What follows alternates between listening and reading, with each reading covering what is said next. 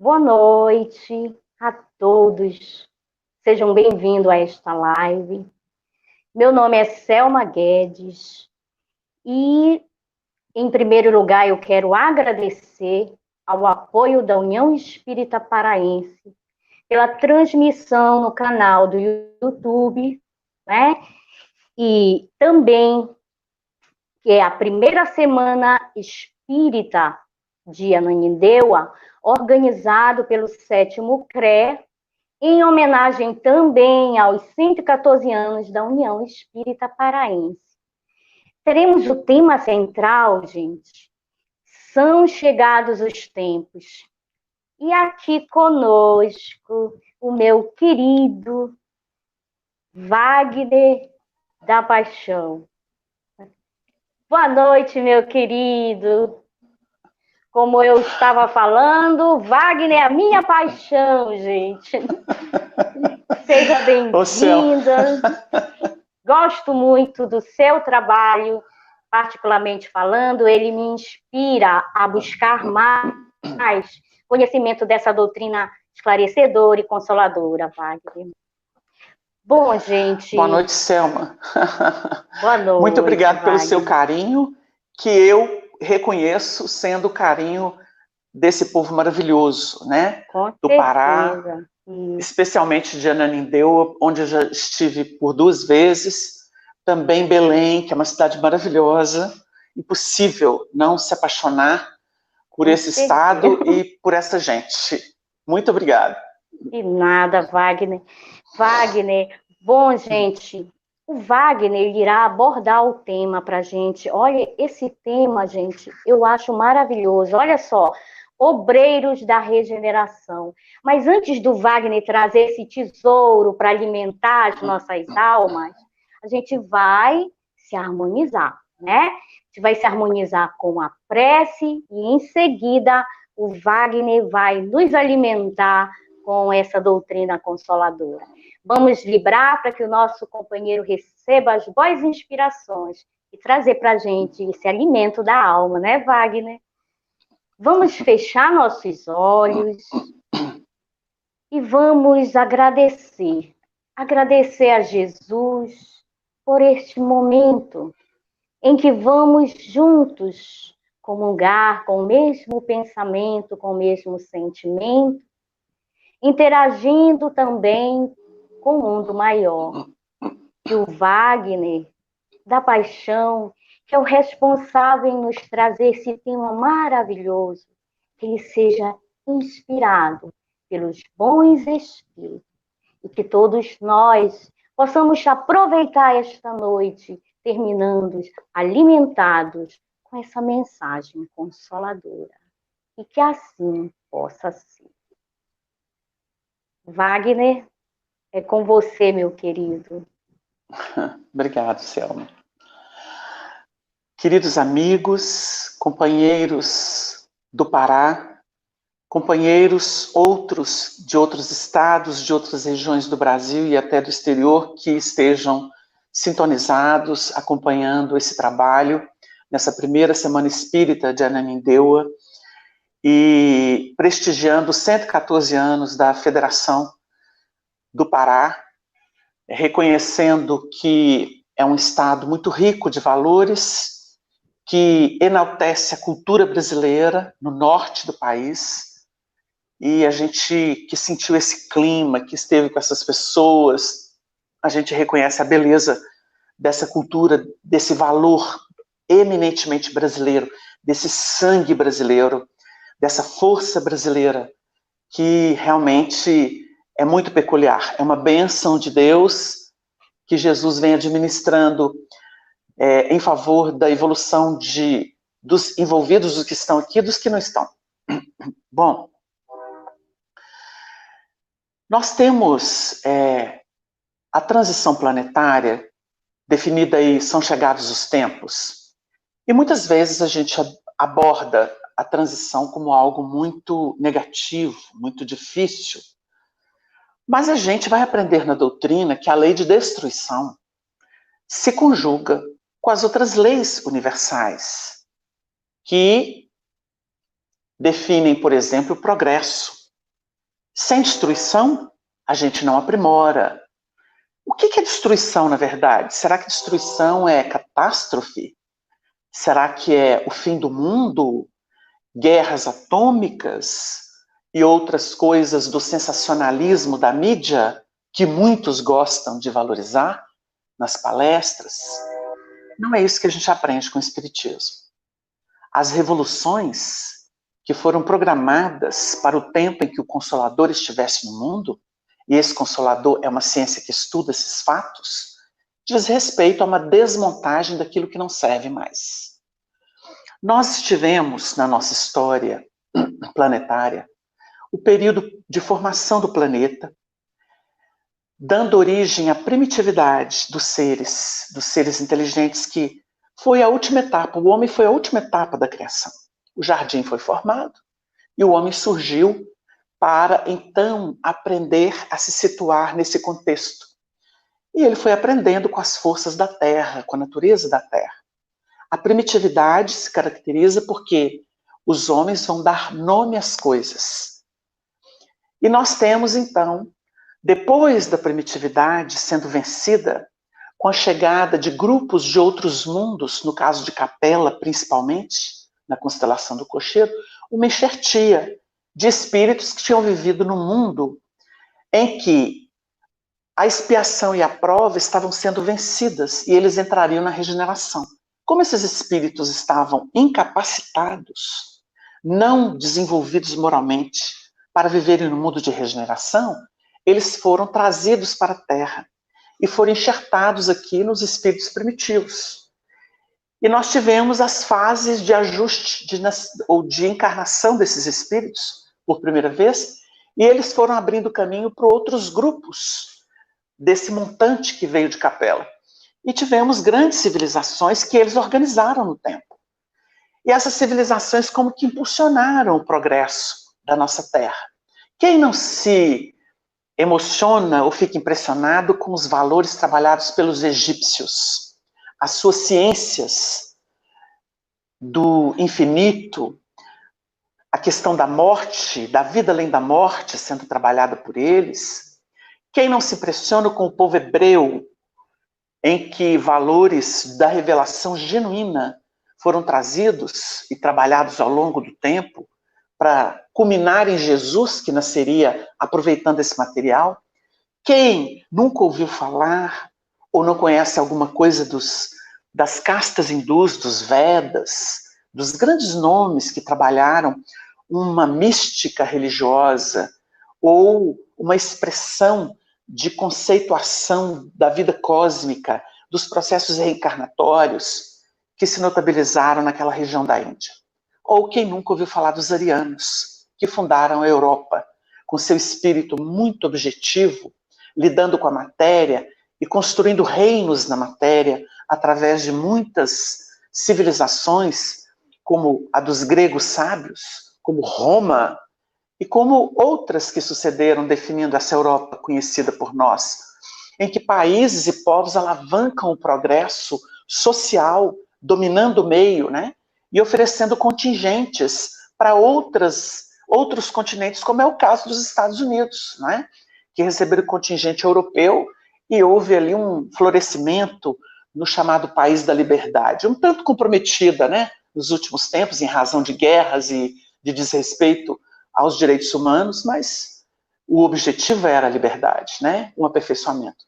Então nós vamos perceber que esse período em que o Capelino chega, ele é definido por expiação e prova.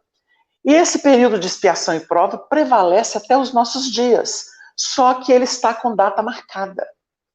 Ou seja, expiação e prova vai se descaracterizar porque o nosso mundo em transição já conhece alguma coisa de regeneração, que chega propondo uma ética nova e disposições novas, porque nós temos que entender que nesse processo, não somente as ideias vão sendo amadurecidas através das lutas, dos sofrimentos, dos investimentos, da educação, das projeções sociológicas, culturais em todos os níveis, inclusive religiosas. O Espiritismo veio num tempo certo, o Espiritismo não teria nascido se não houvesse desenvolvimento do pensamento, libertação do pensamento, o desenvolvimento de filosofias, o nascimento de uma ciência mais objetiva, mais prática. Nós não teríamos Espiritismo sem isso. Porque o Espiritismo se ambienta entre ciência, prática e filosofia, com liberdade de pensamento e discussão de todos os temas, como acontecia na Antiga Grécia. E nós tivemos uma qualificação no tempo. A humanidade amadureceu. Claro que contribuição das artes, da política. Então, todas as áreas são requisitadas para que, nesse momento, o Espiritismo, como um brado de nova era, pudesse preparar, como uma trombeta poderosa, aqueles que já estão alinhados com um pensamento futurista, um pensamento mais humanista, um pensamento mais equilibrado, mais moralizado. E o moralizado não é a moral das igrejas, das religiões, mas é uma moral de regras de bem proceder. Aquilo que foi uma herança e aquilo que é perceptível à sensibilidade psicológica, emocional, de todas as criaturas que apresentam uma maturidade do seu senso, que é o senso moral. Porque a gente pode ter facilidade de raciocínio, até lógico, mas a gente pode não ter o bom senso.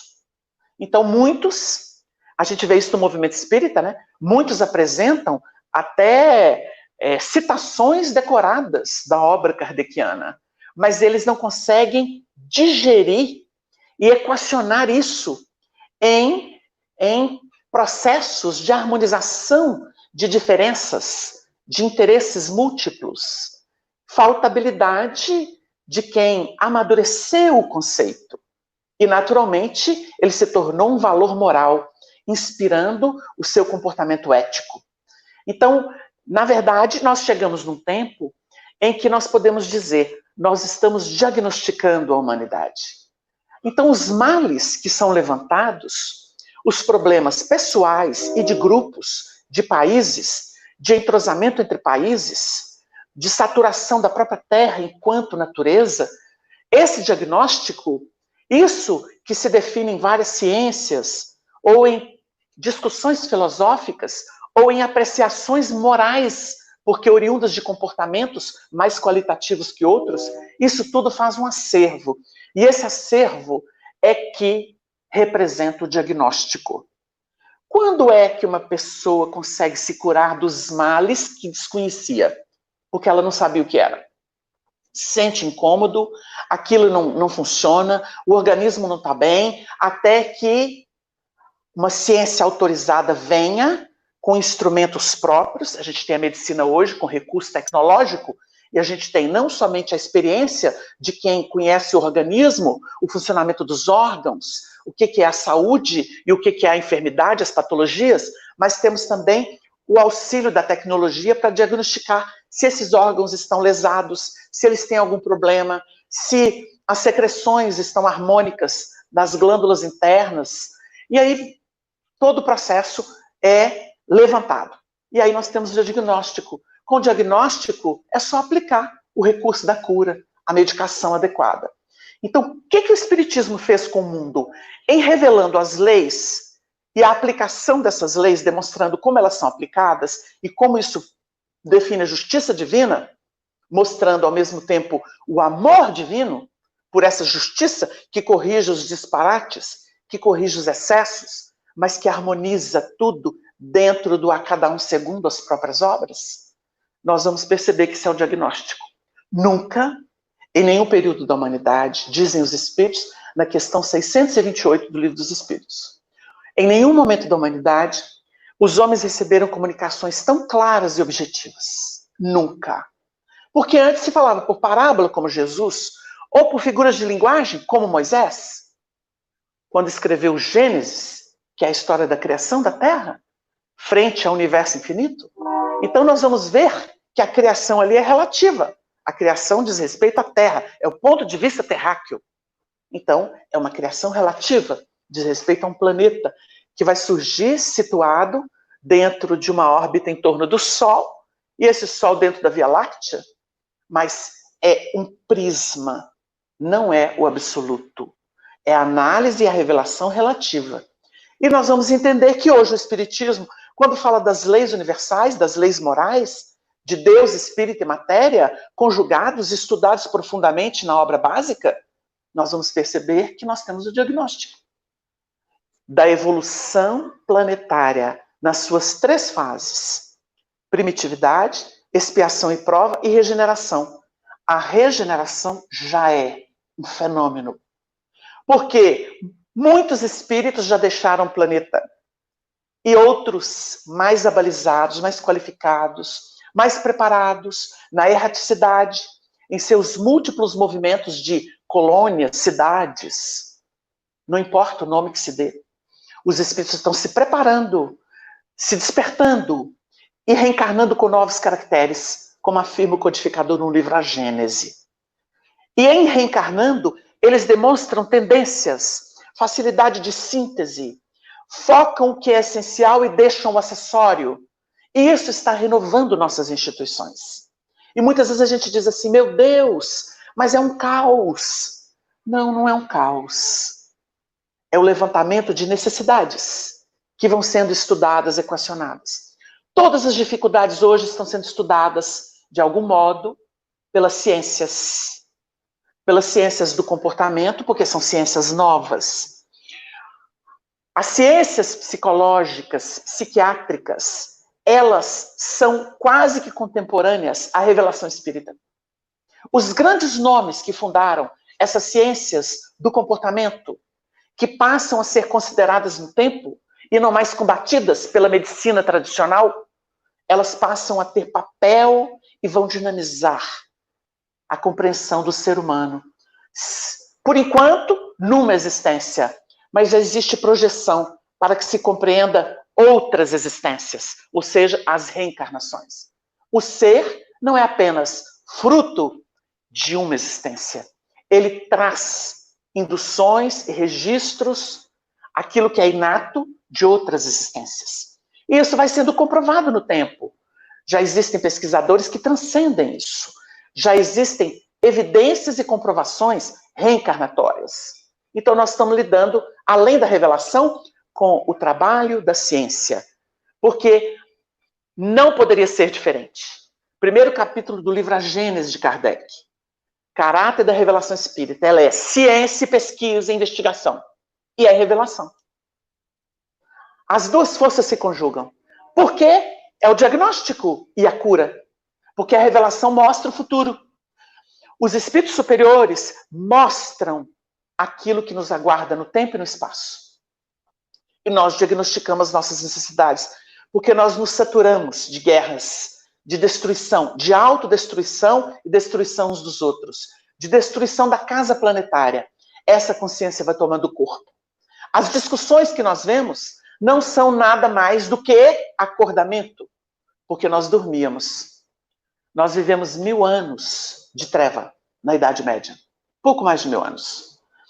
E os processos de acordamento vieram primeiro pelas artes, a Renascença, depois pelo Iluminismo, as enciclopédias, e depois nós tivemos a revelação espírita. Então nós temos um encadeamento de processos com a contribuição de N espíritos, alguns mais evoluídos, alguns medianos, outros mais medíocres, mas todos operam. Quando Allan Kardec foi chamado a estudar a fenomenologia que dominou principalmente a França, e notadamente Paris, que era a cidade da cultura na época, exportando cultura para o mundo inteiro, a referência em cultura em desenvolvimento, em filosofia, em pensamento, ali ele estudaria desde os espíritos batedores até o espírito puro que é Jesus. E ele classificaria a condição desses espíritos na sua obra revelada a partir de 1857, o Livro dos Espíritos. E nós vamos perceber que é um estudo magnífico. E Allan Kardec conseguiu o que a humanidade nunca teve. Porque o homem morria e aí tinha a ideia de Deus. Nunca, nenhuma filosofia, nenhum arrobo científico, nenhuma religião conseguiu criar de modo lógico e sensato, aquilo que estaria entre o homem que morre e Deus. E essa escala foi preenchida inteligentemente pela doutrina espírita. Então, é a doutrina da razão, do bom senso, da lógica. E nós vamos perceber que essa doutrina, ela projeta a criatura para um novo tempo. E nós vamos perceber que os obreiros da regeneração são todos aqueles que vão acordando para uma nova realidade. A vida já não é exatamente a vida material, embora o materialismo tenha atingido as suas culminâncias no nosso tempo. Culminâncias. A ponto de ser cruel, em razão das corporações e do mercado que devora possibilidades dos países e dos povos, principalmente os mais acanhados, mais pobres, menos cultos, que muitas vezes vão ser massa de manobra para as indústrias que querem, como dragões, engolirem as suas possibilidades já parcas, sofridas. Então, nós temos o quê? A culminância desse materialismo. Mas nunca o mundo teve tanta informação e tanto pensamento objetivo em termos de espiritualidade. As igrejas procuram se reinventar de algum modo, porque as igrejas se tornaram palco desse materialismo e por isso elas lutaram muito tempo pelo domínio da terra, não do céu. Até que, por fenômenos regionais, nós vimos o espiritualismo surgir, médiuns, homens de pensamento notável, questionando essas estruturas arcaicas, escravizadoras, escravagistas, e o espiritismo surge como uma necessidade do amadurecimento e desenvolvimento social. O espiritismo, antes que tudo, é uma necessidade deste tempo, desde que ele surgiu. Porque este tempo é, em tudo, o período da transição. Os trabalhadores da última hora não são mais do que aqueles que se despertam para a necessidade de fazer alguma coisa. E por isso, todas as criaturas que se sensibilizam e que começam a se questionar sobre o seu papel na Terra, sobre a sua alma, sobre o seu futuro espiritual, sobre o que o aguarda mesmo depois da morte, perdendo ou não algum ser amado. São questões que voltam, que já faziam parte do pensamento dos antigos gregos e que sempre permearam o pensamento dos grandes homens em toda a história humana. Não importa se na antiguidade remota, se naquele período dos grandes pensadores que nos influenciaram e nos influenciam até hoje, e mesmo depois, na era dita cristã, aqui no Ocidente, né? Porque no Oriente nós tivemos outras expressões oriundas do Evangelho, da própria Bíblia, mas com modificações, né? Então é preciso que a gente entenda que o período da transição é o período diagnóstico. E em levantando o diagnóstico das nossas necessidades, das trevas pessoais não trabalhadas, né? É como se a doutrina espírita fosse, em termos cósmicos espirituais, aquilo que a psicanálise ou a psicologia se propõe. Levantar as dificuldades do elemento, descobrir onde estão suas amarras, suas travas, seus recalques, suas negações, seus medos, suas fobias. Levantando isso, vem o diagnóstico. Então a humanidade está perdendo o medo de morrer. Porque morrer é um processo, não é algo finalístico. Já se trabalha em filmes, em programas, em cultura generalizada pelo mundo, a continuidade da vida, que não é uma prerrogativa de religião. Já se cogita de dimensões outras pela ciência. E quantos trabalhadores da regeneração não estão em campo? Nós, espíritas, somos convocados a assumirmos esse papel. Obreiros da regeneração. Por quê? Porque o nosso papel é educar. Educar o espírito. Educar espiritualmente. Não educar propriamente a eugenia, que é cuidar do desenvolvimento genético, da melhoria da saúde, né? Não tem nada a ver com Hitler aqui não, viu, gente? Porque Hitler deve estar lá num planeta bem atrasado, tendo que aguentar a rudeza do ambiente, né? O que ele fez por merecer isso. Mas nós estamos falando aqui de elementos que estão convidados a trabalhar conscientemente, que é o que as ciências psicológicas tentam fazer com o indivíduo. Seja consciente das suas necessidades, confesse-as e trabalhe-as, porque esse é o objetivo das análises, das terapêuticas. Porque se a medicina, muitas vezes atrelada, escravizada, à indústria química de medicamentos, ela tem que bombardear o corpo para inibir, para impedir, mas nem sempre curar, efetivamente curar, porque os sistemas, infelizmente, ainda não são aqueles do ser integral, né? Então, eles são departamentalizados e muitas vezes a necessidade do ser é tratada como algo material e não moral, e não do sentimento, e não psicológico. Então, é preciso que a gente entenda que a doutrina espírita, ela é libertadora por excelência, porque ela situa a alma, ela dá subsídio para que a alma se reconheça e para que ela se trabalhe. Para que ela se trabalhe. O mundo de regeneração é uma casa em reforma. Qual que é o material de trabalho dele? A sujeira do passado. Tudo que estava debaixo do tapete.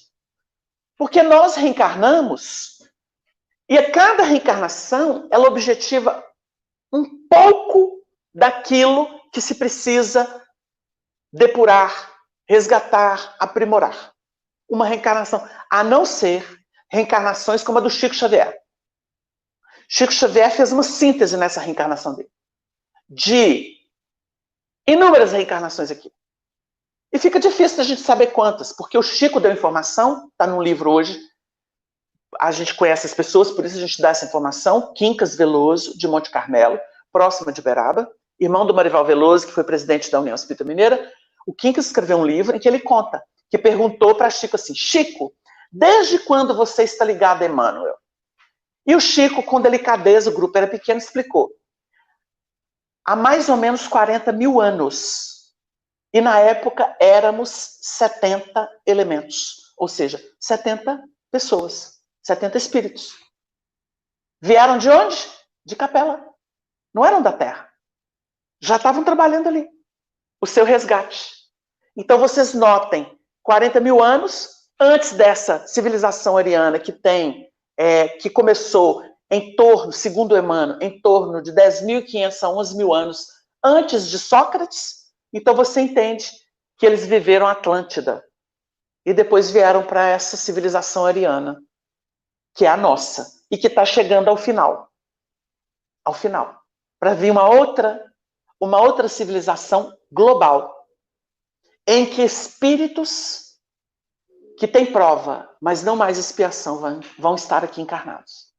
Porque, segundo estudos elaborados por Honório Abreu, que é um dos nomes, já desencarnou, mas ele divulgou isso aqui, quando Emmanuel assinala 2057, o início da regeneração, em estudos nós percebemos, o Honório percebeu, com outros estudiosos pesquisadores que conhecem o pensamento de Emmanuel e a obra kardeciana profundamente, e a obra de Chico profundamente, que em 2057 ninguém que tem expiação reencarna mais na Terra. Por isso, inaugura-se a regeneração no sentido mais globalizado, mas ela já se imiscui. Vocês já repararam como é que é um dia? Como é que nasce um dia? O dia nasce com raios do sol que se projetam sobre a escuridão da madrugada. Começa por pequenos raios. Eles vão projetando-se. E como que clareia. Tanto é que eles não têm aquela luz amarelada ou mais esbranquiçada do sol a pino. Quando nós temos o sol a pino, ao meio-dia. Eles vêm com colorações, cintilações diferenciadas por causa dos efeitos. E aí, nós temos a regeneração lançando seus raios. Quando isso começou? Diz Dona Ivone Pereira, num comunicado, que não temos como definir. Porque as providências são várias. Depois da Idade Média, a própria renascença pode ser um sinal do período de regeneração chegando, porque libertava-se, através da arte, o pensamento e o sentimento das pessoas. Depois vieram os iluministas, que trouxeram a enciclopédia. Eles riram, zombaram da religião medieval. Não zombaram de Deus, zombaram do Deus dos homens, da teologia dos homens. Zombaram. Quem vai esquecer o nome como Voltaire, Diderot? Ninguém esquece. Homens do pensamento, homens do raciocínio claro, que voltaram a nomear as coisas e libertar o pensamento. E a partir daí, nós tivemos um desenvolvimento franco. Aí chegava a modernidade. Essa modernidade que permitiu a chegada do Consolador. Porque o Consolador veio dialogar com os homens. O Livro dos Espíritos é um diálogo entre os homens e o mundo espiritual. E não poderia ser diferente. Porque não há dogmatismo, não há tratado de cima para baixo. Toda obra empolada que se impõe não tem mérito. Porque chegou o tempo do discernimento, da sensibilidade apurada. E por isso, Kardec, seus colaboradores e seus continuadores foram chamados ao trabalho. Foram chamados. Até o médium da condição de Chico foi instrumento para que os espíritos respondessem dúvidas e questionamentos dos homens. Por exemplo, o livro Consolador de Emmanuel, que fala sobre ciência, filosofia, religião e outras questões. Não é isso? Porque era do diálogo, não era de imposição. Cada vez que um livro de André Luiz era avaliado pela editora que os publicou, da Federação, havia questionamentos. E eles não inibiram a revelação, apesar da delicadeza do assunto. Mas a idoneidade do médium, a segurança das orientações dos espíritos, realmente chancelava. Chancelava. Por exemplo, dizer que o corpo caloso, que a ciência reconhecia não ter função nenhuma no diencéfalo do cérebro, quando foi revelado por André Luiz, no Missionários da Luz, que se tratava de uma glândula, que ela secretava material e que tinha preponderância sobre as outras glândulas internas, as endócrinas, a Federação arrepiou. E André Luiz e Emmanuel pediram, é isso, mantenham no livro. A ciência vai descobrir, não vai demorar, mas ela secreta o material, é uma glândula. Então nós temos ali, 13 anos depois, a revelação descoberta na América do Norte, de que a epífise é uma glândula, não era um corpo caloso, calcificado, como a ciência definia. Ela tinha um papel para a ciência de apenas regular a sexualidade nos primeiros tempos da infância. Depois ela calcificava e não tinha papel. Como não? Se o grande papel dela se inicia em torno dos 14 anos, quando essa glândula entra em atividade, abre não só a questão da sexualidade, mas também dos registros que vêm por impulsos ou por pulsões no psiquismo da criatura, trazendo o seu conteúdo do passado. Por isso os conflitos entre o que a criatura sente, pensa e o que ela recebeu de educação no hoje. É um confronto. Então, gente, quando nós pensamos sobre a regeneração, sobre o trabalho que compete, nós temos os espíritos que estão cada vez mais próximos, os espíritos mais elevados, cada vez mais próximos da Terra. Porque eles estão conseguindo se aproximar graças ao dreno que nesse período acontece, de muitos espíritos profundamente viciados, incapazes de viver no mundo melhor, porque não querem, porque se endureceram. Eles estão sendo retirados e levados para um mundo mais compatível com a sua natureza, ainda rude e cruel.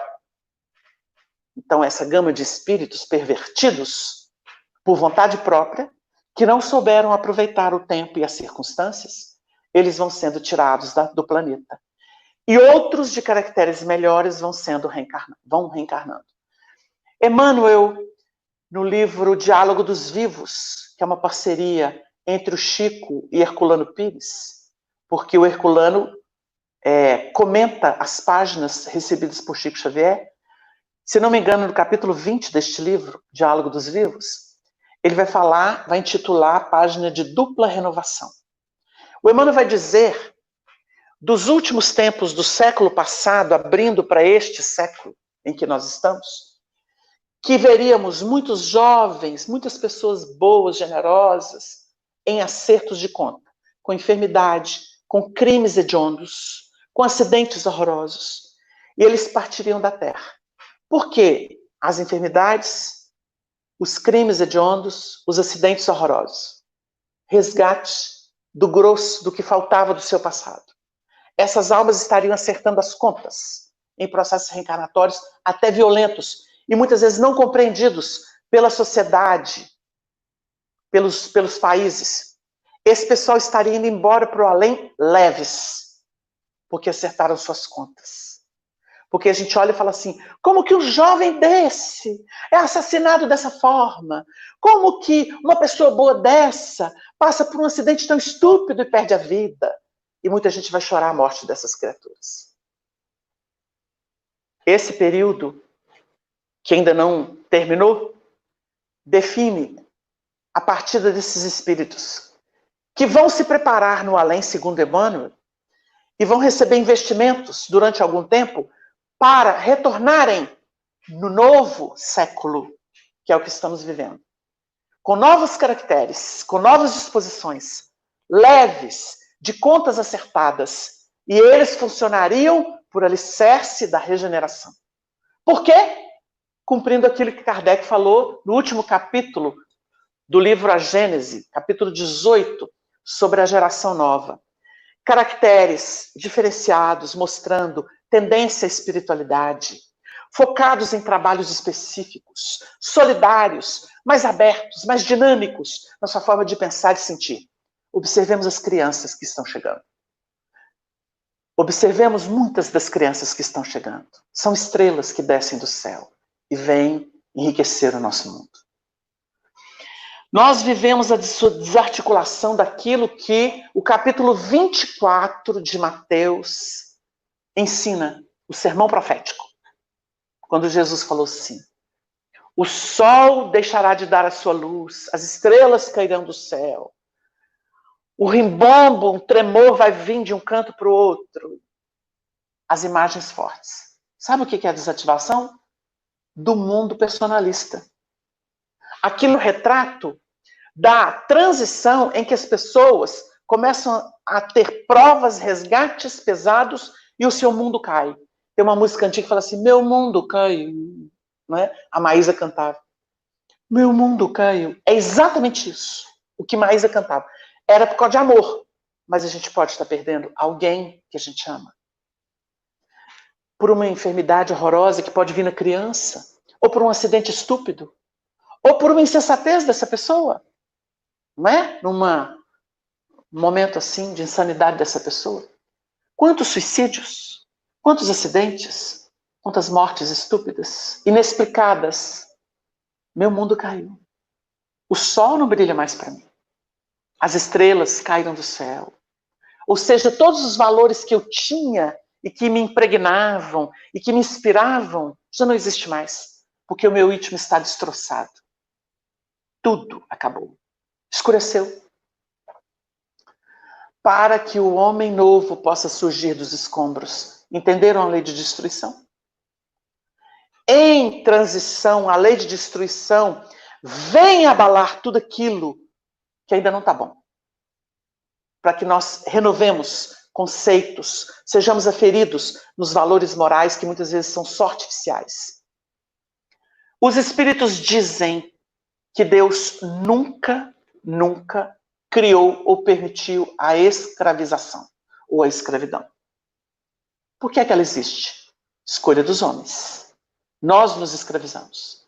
Nos escravizamos nas relações sexuais, afetivas, a ponto de ciências psicológicas estudarem o sádico e o masoquista. Um que gosta de fazer sofrer e o outro que gosta de sofrer. Porque a gente se vicia. A gente se vicia. O sádico lembra o homem apaixonado pelo poder, né? E que faz qualquer coisa pelo poder. Ele não tem critério.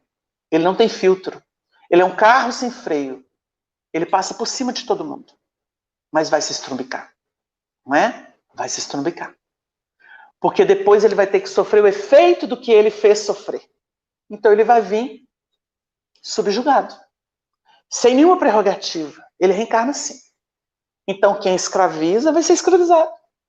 É isso que na Terra vai mudar. Porque prova sim.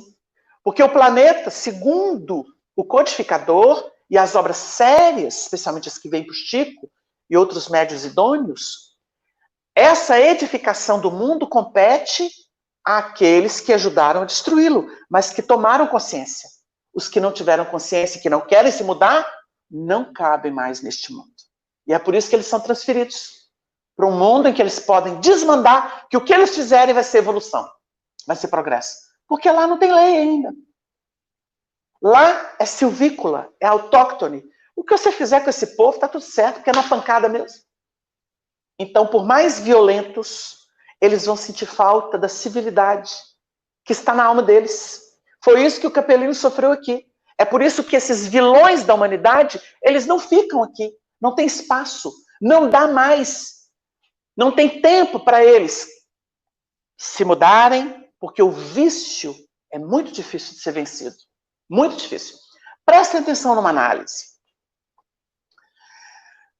O espírito que ficou conhecido como Júlio César, antes ele foi Alexandre o Grande.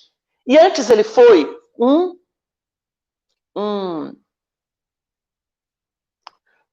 líder no Egito. Esqueci o nome que dá. Então ele saiu do Egito como líder, assumiu como Alexandre o Grande, depois ele reencarnou como Júlio César, e depois ele veio com Napoleão Bonaparte. Quando ele reencarnou como Napoleão Bonaparte, uma das coisas que os espíritos explicaram que ele faria era abrir caminho civil para o espiritismo, porque ele organizou a Europa, ele teve feitos maravilhosos, antes de se perder por gana de poder nas guerras, que era o militar. Mas o papel dele era abrir caminho para o espiritismo, porque Allan Kardec era um espírito protetor dele. Quando Kardec encarna, ele meio que se perde e volta à gana do poder que ele tinha no passado. Segundo os espíritos, ele reencarnou com prerrogativas de missionário, ou seja, eles julgaram que ele era um missionário que ia abrir caminho para o mundo, porque, com certeza, ele facilitaria o trabalho de Allan Kardec na França. Não conseguiu. Faliu. Morreu isolado na ilha de Santa Helena.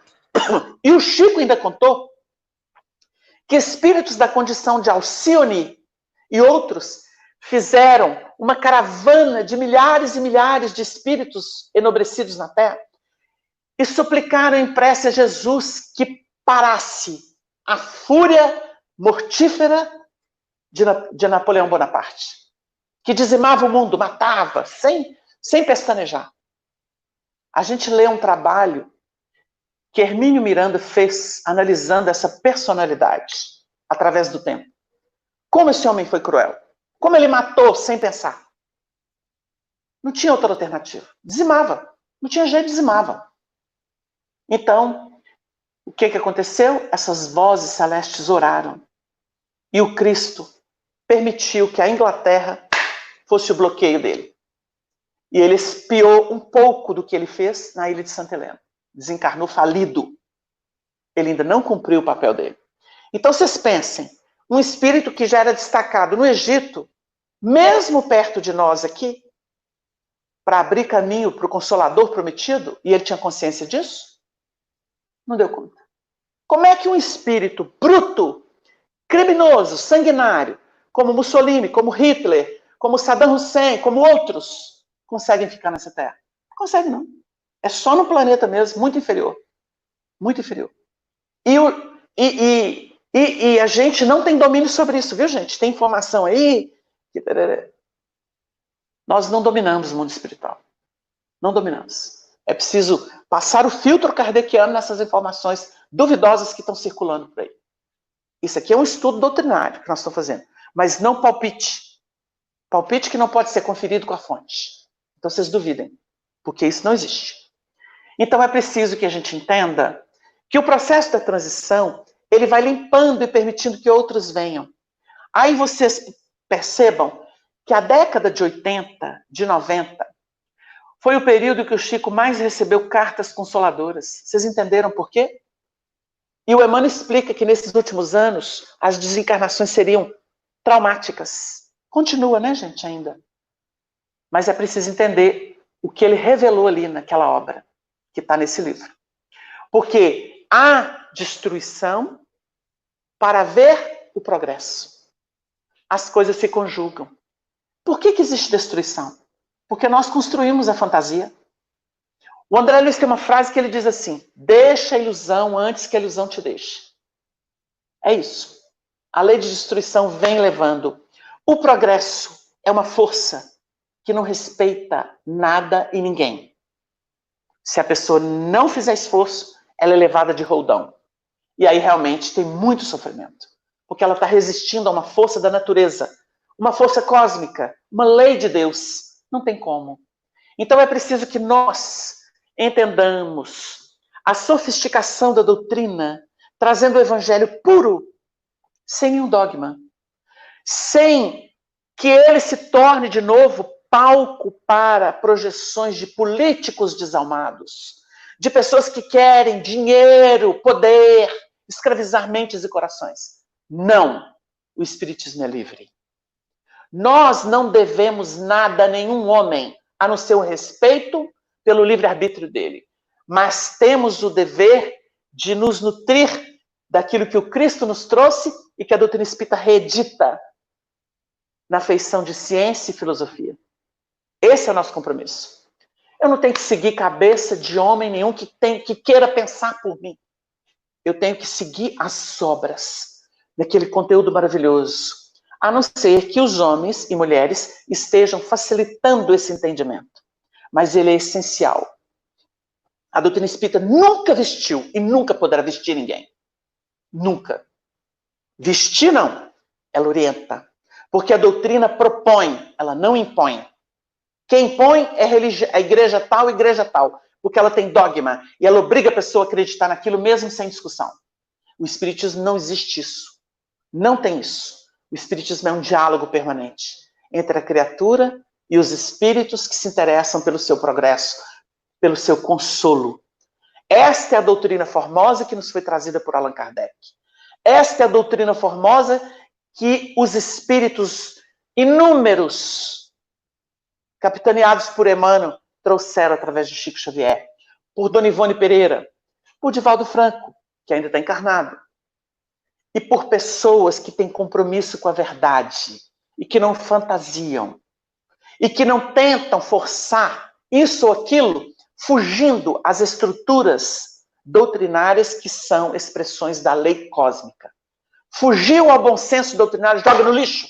Não presta. Bom senso.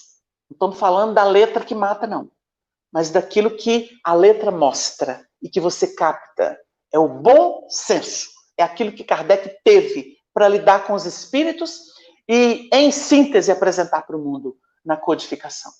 Então, nós temos um instrumento, ou seja, nós temos o grande médico das almas, que é um texto do Evangelho, do Espírito Verdade, que é o próprio Jesus.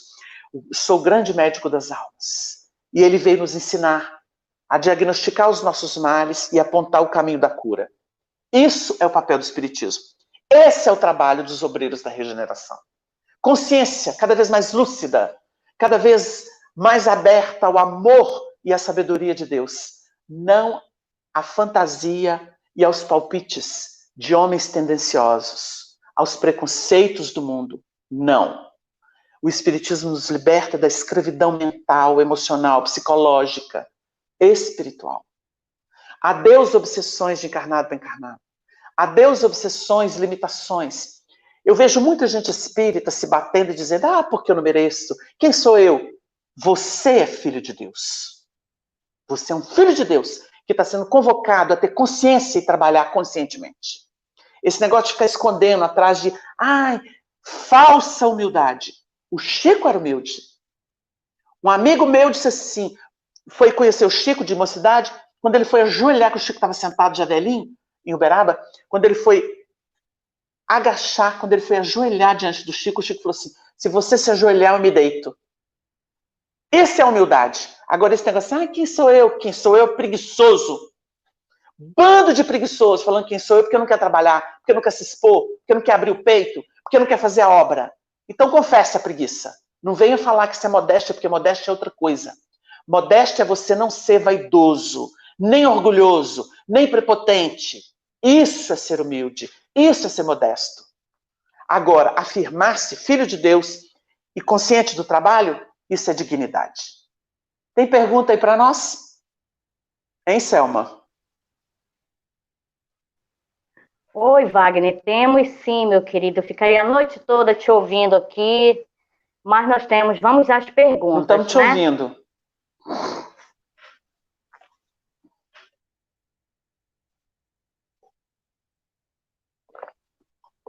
Estão me ouvindo?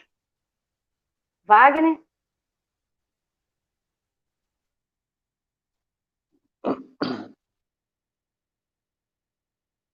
Selma? Você ligou o som?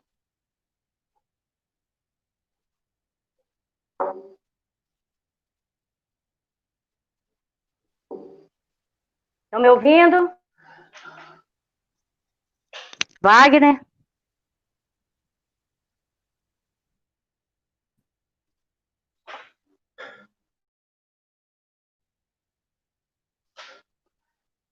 Eu não estou conseguindo ouvir a Selma. Vocês estão me ouvindo? Pronto, Wagner? Estão me ouvindo?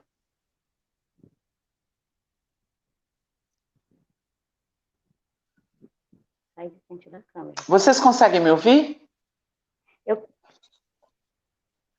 Eu não ouço você. Então, se você consegue me ouvir, o problema é aí. Tá aqui o microfone. Olha no microfone. Tá me ouvindo, Wagner? Consegue me ouvir? O que está acontecendo então aqui, Flávia?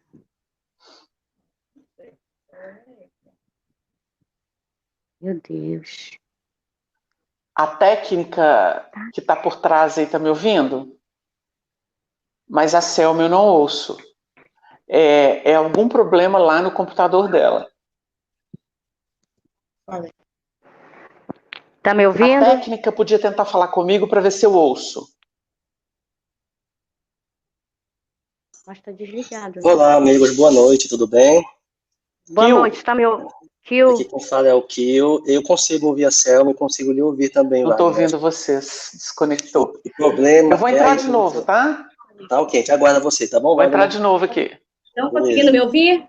Sim, eu estou te ouvindo, Selma. Tranquilamente. Só um momentinho, então gente. Que estamos com pequenos problemas técnicos, vamos resolver. Ok.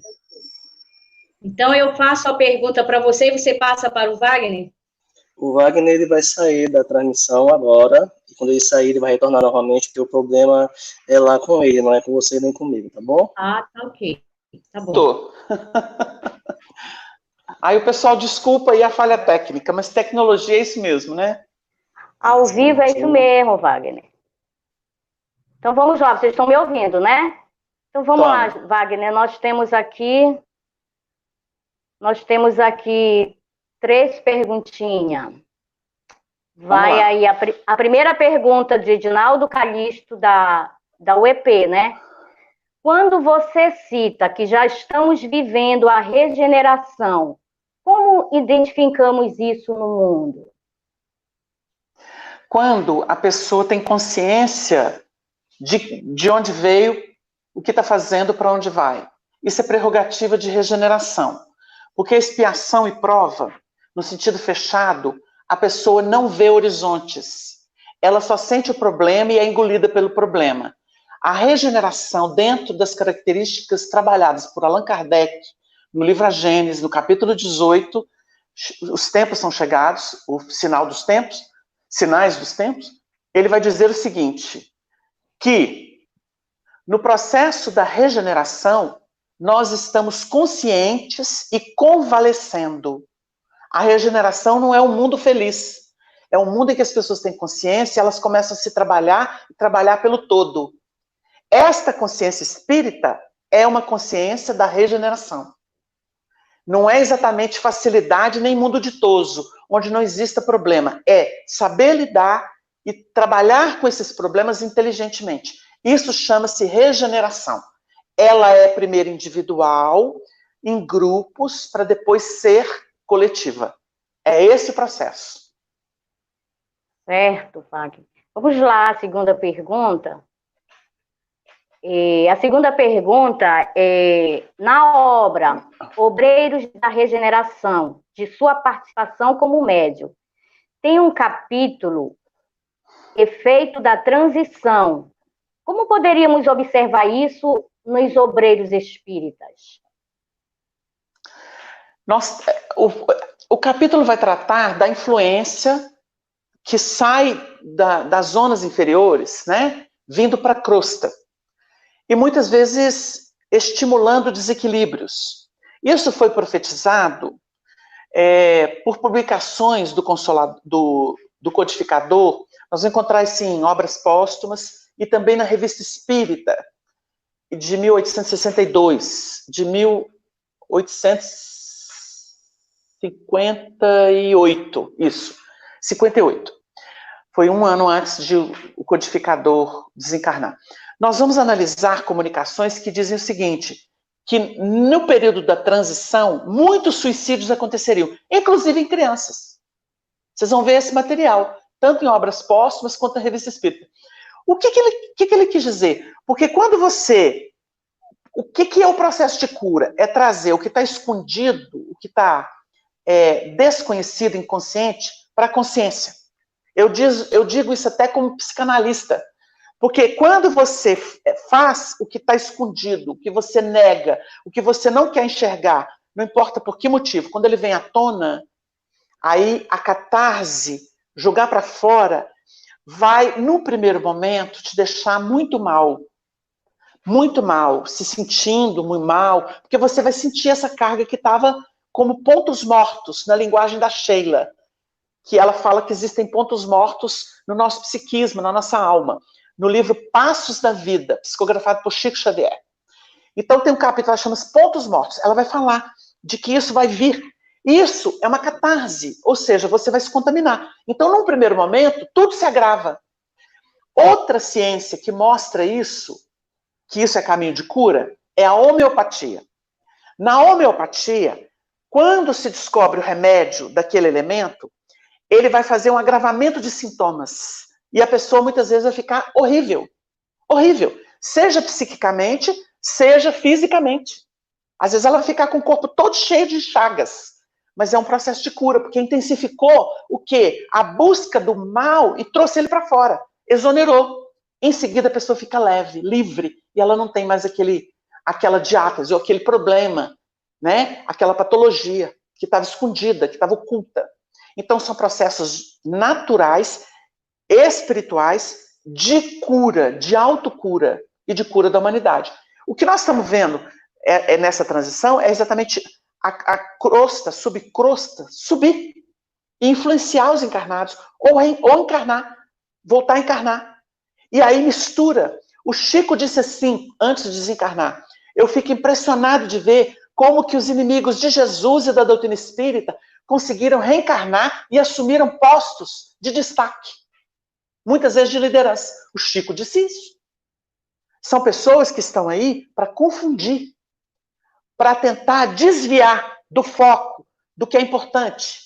Então, você vira e fala assim, olha, efeitos da transição, efeitos daquilo que nós construímos no passado, porque você vai ter o agravamento de diagnóstico do seu quadro mental, espiritual, físico, agrava, mas é processo de expurgo, de limpeza. É preciso encarar o problema.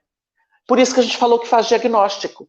E aí você já tem o quê? A solução. Porque a doutrina espírita veio num momento de transição. porque senão a gente não aguentava. Veio ela e veio as doutrinas espiritualistas, veio ciência, veio trabalho de muita gente. Não é? Ela não é exclusiva, mas ela é uma síntese poderosa que o mundo ainda há de reconhecer. Então é nesse sentido que a gente explica, né, aquilo que está no livro em detalhes, em minúcias, né, mostrando aspectos dessa transição horrorosa, mas que é, na verdade, processo de cura. Certo. A pergunta de Paulo Rabelo, também da UEP, não haverá desencarnes na pandemia não relacionados ao filtro referido? Entendeu a pergunta? Entendi. Ele está querendo dizer o seguinte, tem gente que pode desencarnar até por invigilância, isso sempre aconteceu. Mas por quê? Quando o Emmanuel fala que ninguém está indene de, por exemplo, contrair um vírus, uma bactéria, um bacilo e congêneres, o que ele quis dizer? Isso é efeito de clima e das condições inóspitas de vida. Por exemplo, falta de higiene. O Emmanuel trabalhou isso através do Chico. E é interessante a gente observar que a pessoa que não se cuida é um tipo de suicídio. Então, quando a pessoa se expõe e ela sabe que tem vulnerabilidades, ela é um tipo de suicídio. Vocês lembram do André Luiz? Ele não tinha consciência de que era suicida. Lá no além é que ele ficou sabendo que ele era suicida, considerado suicida. Porque, na verdade, ele foi leviano em algumas áreas, não é? O sífilis dele, né? Quer dizer, ele tinha comportamento que ele não se importava. Então, quer dizer, ele contribuiu. Tem gente que abusa de alimentação, abusa do álcool, abusa de droga, né? Abusa de preocupação, de estresse, de ansiedade, de depressão. É suicídio. É suicídio. Então, naturalmente, as pessoas que não se cuidam e que, por exemplo, não procuram aprender a se cuidar em períodos, por exemplo, de pandemia, esse pessoal que quer farra a qualquer preço e que se contamina e contamina os outros, são considerados suicidas. Porque existe uma orientação. Quem não segue está se candidatando a promover mortes ou a desencarnar. E o que é isso? São deficiências morais. Aí você fala assim, mas não seria um karma? Não tinha que ser assim uma lei de causa e efeito? Sabe o que é a lei de causa e efeito nesse caso? Irresponsabilidade. Ela mata também. Irresponsabilidade mata. Aí chega do outro lado e fala assim, mas eu não tinha isso no meu mapa. Não, mas você criou pela sua condição mental irresponsável, leviana. Entenderam, gente? Porque a enfermidade não é só orgânica, não. É moral também. Então tem muitos aspectos isso. Por isso que na pandemia, muita gente que desencarna pode ter desencarnado por vulnerabilidade orgânica, mas por uma prova coletiva. Aí a pessoa vai ficar como no além? Com certeza vai se liberar. Porque se ela não carrega uma culpa nesse sentido, ela até, na verdade, foi afetada por um sistema, então ela vai aliviada. Ela vai ter alívio no além. Agora, se a pessoa promoveu, ela vai responder. Ela pode nem desencarnar agora, mas ela vai responder por outras pessoas por falta de cuidado dela. Então ela vai acumulando isso moralmente. Aí uma hora o problema estoura. Não sei se deu uma ideia, porque são nuances, né? Verdade. Para a gente abordar o assunto. Nós temos aqui mais 2 perguntas. Nós tínhamos mais perguntas, mas pelo nosso tempo, tá? As perguntas vieram do YouTube, tá bom? Tá e nós temos mais 2 perguntinhas, porque o nosso tempo está curto, tá? Vou fazer aqui a pergunta também do Paulo Rabelo, da UEP. Espíritos compatíveis com o mundo de regeneração seriam retirados para aprimoramento e preparo para retornar e colaborar? Deixa eu ver se eu entendi. Lê de novo. Tá. Espíritos compatíveis com o mundo de regeneração seriam retirados para aprimoramento e preparo para retornar e colaborar? Tá. Eu entendi o pensamento dele. Então eu vou tentar debulhar isso aqui. Olha, tem pessoas que já têm qualificação aqui na Terra que podem desencarnar por um processo natural, porque não pode ser forçado, se a pessoa tem mérito, ela está cumprindo, ela pode ir inclusive para outros mundos, momentaneamente, ou para faixas mais superiores, se qualifica mais ainda e volta para reencarnar para ser disseminador de algumas ideias e sentimentos, se é o que eu entendi que ele propôs. Como existem outros espíritos que, por exemplo, espíritos que foram do Egito e que, segundo Emmanuel, a maioria voltou para o mundo de origem, aquele orbe de Capela. Nesse momento de mudança para a instauração da regeneração, há uma solidariedade entre os mundos. Então Jesus pode virar para eles e falar assim, ó, vocês poderiam me ajudar a abrir a regeneração, porque você já tem isso sedimentado na alma, um padrão melhor de vida. Então vocês seriam missionários na Terra. Aí eles vêm com essa função. Mas para eles trabalharem, tem que ter aqueles que são daqui e que se melhoraram nas colônias, nas faixas espirituais e voltam qualificados. Para poder, quando esses missionários falarem, ensinarem, trabalharem, eles poderem coadjuvar ou associar-se a eles no trabalho. Porque o mandorim não faz verão. É preciso formar o grupo. Então tem que ter o decodificador aqui. A gente vai contar um caso aqui do Chico que vocês vão entender a ideia. O Emmanuel virou para o Chico e falou com ele assim, é preciso preparar com seu comportamento os leitores dos livros. Porque os livros que ele recebeu eram de revelação, avançando a doutrina, debulhando a doutrina que estava em síntese com Kardec. Para o povo entender aquilo, ele tinha que exemplificar. Então você tem que preparar os leitores dos livros. Ele contou isso. Então, quer dizer, ele tinha que vivenciar uma moral mais elevada e dar testemunho da mediunidade dele, como ele deu, porque o Chico nunca se deu poder nenhum. Ele falava, o espírito de Emmanuel me ensinou isso, o espírito do Dr. Bezerra de Menezes, o espírito de Meimei, o espírito de Sheila. Ele falava assim, porque ele dava o crédito para os espíritos mostrando o intercâmbio. Esse processo se passa assim, assim. Eu fui levado em desdobramento. Ele ilustrava para que as pessoas entendessem como que acontece. Então ele teve que ser o quê? O instrumento para que as pessoas entendessem os livros, que revelavam os bastidores disso. Então, quando a gente diz o seguinte, para os missionários virem, tem que ter gente aqui que entende alguma coisa do que eles vão ensinar e viver. Senão, é trabalho perdido. Então, eu acho que eu consegui entender o pensamento do nosso irmão e eu espero que ele tenha compreendido as linhas de interpretação que a gente trouxe aqui para poder facilitar o entendimento. Pergunta de Paulo Rabelo, da UEP, tá? Agora, a última pergunta aqui, Wagner, da Eliana Guedes, do Centro Espírita Luz de Maria, que é a casa também que eu frequento. A pergunta da Eliana é a seguinte, o princípio das dores na fala de Jesus seria o processo da transição planetária? É da transição individual e depois coletiva.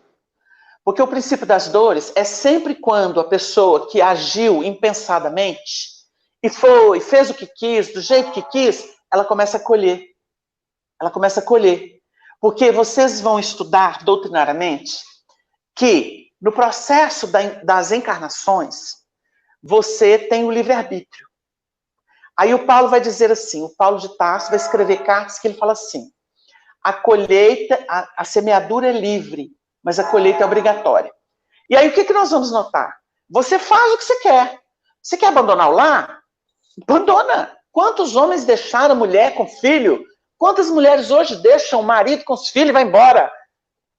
Sem pensar, sem pestanejar. Pode até fazer. Mas vai chegar uma hora, é como se ela fosse enchendo um copo. Aí na hora que vai transbordar, tudo que ela podia causar, ela já causou. Agora é hora dela colher. Agora é hora de colheita. O princípio das dores é quando a lei divina fala assim, chega, agora você vai ter que digerir o que você escolheu na sua evolução. E aí começa o princípio das dores. Por que é o princípio das dores? Que é o pranto e ranger de dentes da parábola daquele festim das bodas. Ali haverá pranto e ranger de dentes. O que é isso? Sensibilização. Porque a pessoa faz, mas ela não sente. A gente vê um monte de gente que opera no mundo, faz as coisas, mas a pessoa não sente, ela não... A gente vê isso na política, né? É muito comum ver na política. A pessoa está lá no poder, né? Isso desde as cortes, nos impérios.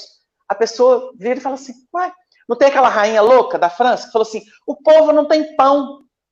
Vocês lembram o que ela falou? Ô, gente, dá brioche para eles. Se não tem pão, como é que vai comer brioche, que é mais sofisticado? Porque ela nunca passou necessidade. Então tem gente que vive de poder e vive de facilidades ou ambições, ele não enxerga o outro. Ele não enxerga a necessidade do outro. Ele não enxerga o gueto em que o outro vive, a escravidão em que o outro está. Então tem, né? Então você pensa assim, você fala assim, meu Deus, como é que essa pessoa... Aí, quando chega o princípio das dores, é que essa pessoa não tem escolha mais. Ela está atada de pés e mãos, você tirou o movimento dela, como ensina a parábola do festim de bodas. Você amarra, atalho de pés e mãos, ou seja, ela volta, ali haverá, e lançai nas trevas exteriores, ali vai para... A vida vai bater nela tanto para ela sentir o que ela fez com os outros. Essa é a colheita, que é obrigatória, que o Paulo fala. Então é isso que acontece. Então, nós estamos em culminância desse processo. Um monte de gente está amarrada. Porque fala assim, que vida é essa? Por que eu estou assim? Tem um monte de gente presa em solidão. Tem um monte de gente presa em relacionamentos problemáticos e não sabe como sair. Tem um monte de gente que está presa em famílias em que ele ou ela é patinho feio. E é uma coisa assim, impressionante. Tem gente que vive em sociedades horrorosas. Tem gente que vive em submundos.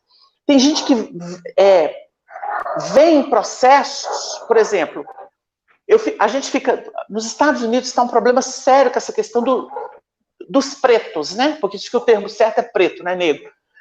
Então você vê a questão da cor. Eles têm muito problema com isso. Nós aqui também temos. Porque a gente nunca reconheceu o nosso crime com os que vieram da África. Nunca. Né? Raramente a gente vê essa consciência. Então, o brasileiro gosta de elite, gosta de pensar em Miami, gosta de pensar nas cortes francesas, mas detesta aquilo que seria nosso de verdade. Né? Aquilo que seria. Porque o Chico era mulato. O Chico era mulato. Até a boca do Chico era de mulato. Então você vê, a mãe dele era quase negra, quase preta, né? A Dona Maria de Deus era quase preta, né? Então ele tem uma herança. Então o que a gente considera? O índio, o preto, né?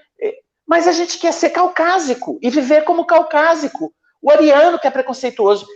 O problema dos Estados Unidos é que os arianos que implantaram, segundo Emmanuel, a raça branca, eles procuraram dominar o mundo e dominaram.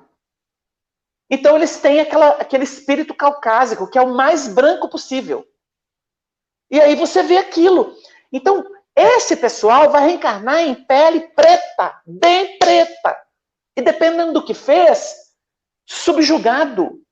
Subjugado. Em ambientes que ainda não receberam emancipação. Enquanto tem possibilidade de expiação na Terra. Porque vai chegar um tempo que não vai ter mais. Então você fala assim, como é que eles vão fazer? Aí tem que fazer trabalho humanitário. Tem que reencarnar e incluir. Ele pode até não ter uma pele preta, mas ele vai ter que trabalhar muito pelos pretos. Pela inclusão daqueles que são excluídos. Eu estou dando uma ideia. Porque o processo, visto pela doutrina espírita, é espetacular. A gente não precisa ficar brigando com ninguém, não. Porque a lei divina se cumpre. Com os homens, sem os homens, apesar dos homens. Entenderam? É por aí.